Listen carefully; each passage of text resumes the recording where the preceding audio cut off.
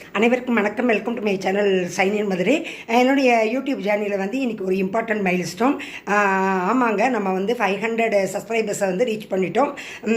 நான் வந்து சப்ஸ்கிரைப் பண்ணுங்கன்னு சொல்லிவிட்டு சப்ஸ்கிரைப் பண்ணவங்களுக்கும் சொல்லாமல் பண்ணவங்களுக்கும் சப்ஸ்கிரைப் பண்ணாமல் பார்க்குறவங்களுக்கும் எல்லாத்துக்குமே ரொம்ப ரொம்ப ரொம்ப தேங்க்ஸு.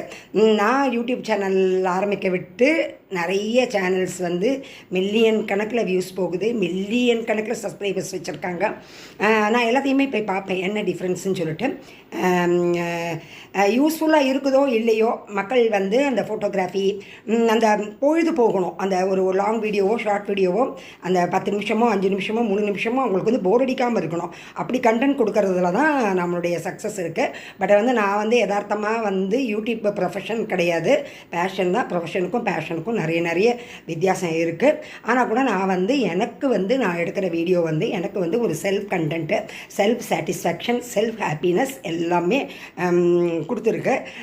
ஆனால் கூட வந்து ஒவ்வொரு வீடியோவையுமே நான் போட்டு முடிச்சுட்டு அதில் வந்து எனக்கு நிஜமாகவே வந்து ஒரு கண்டென்ட் சாட்டிஸ்ஃபைடு இருந்தால் தான் நான் அப்லோட் பண்ணுவேன். என்னை பொறுத்தவரையும் ஒரு 450 வீடியோ அப்லோட் பண்ணியிருப்பேன். எனக்கு வந்து 450 வீடியோவுமே எனக்கு பிடிச்சி தான் நான் போட்டிருக்கேன். ஆனால் வந்து சப்ஸ்கிரைபர்ஸ்க்கு வந்து பிடிச்சிருக்கோ பிடிக்கலையோ எனக்கு அதை பற்றி தெரியாது. ஏன்னா எனக்கு வந்து கமெண்ட்ஸ் வந்து நிறைய வருது கிடையாது. என்னுடைய நிறைய பேர் ஆனால் நேரில் கேட்பாங்க. நான் ஒரு சமயம் 1 வீக் வந்து விட்டுருவேன், என்னத்தான் திருப்பி போட்டதையோ போடுறோம், யார் பார்க்க போகிறோம் அப்படின்னு சொல்லிட்டு. பட் அன்றைக்கி பார்க்கல கரெக்டாக யாராவது கேட்பாங்க, என்ன நீங்கள் வீடியோவே போடுறது இல்லையா இப்போ அப்படின்னு சொல்லிட்டு. உடனே ஒரு வேகம் வந்து கட்ட ஆரம்பிச்சிடுவேன். அது என்னமோ தெரியல, நானும் ஸ்டாப் பண்ணணும்னு நினைப்பேன். அன்றைக்கி யாராவது கேட்பாங்க, ஒரு சப்ஸ்கிரைபர் கூடுவாங்க, கொஞ்சம் வியூஸ் கூடும். அதெல்லாம் வந்து நிஜமாகவே ஒரு பூஸ்டப்பாக இருக்கும். எனிவே நான் எக்ஸ்பீரியன்ஸ், எனக்கு நல்ல பாசிட்டிவ் வைப்ஸு, என்னுடைய எந்தூசியாசம், என்னோடய எனர்ஜி லெவல் எல்லாமே வந்து ஆஃப்டர் ரிட்டையர்மெண்ட்டுக்கு அப்புறம் என்னை போர் அடிக்காமல் லைஃப்பில் கொண்டு போகிறதுக்கு வந்து இந்த யூடியூப் ஜேர்னி வந்து ரொம்ப ரொம்ப இம்பார்ட்டண்ட்டாக இருக்குது. எந்த செலிப்ரேஷனுக்காக நானும் என் ஹஸ்பண்டும் வழக்கம் போல் வசந்தம் ஹோட்டலுக்கு கிளம்பிகிட்டு இருக்கோம். வாங்க வீடியோக்குள்ளே போகலாம். வந்து கூகுள்லேருந்து ஒரு அப்ரிசியேஷன் வந்தது. எனக்கு வந்து நானே எனக்கு செல்ஃப் ட்ரீட் கொடுக்கறதுக்கு தான் போனோம்.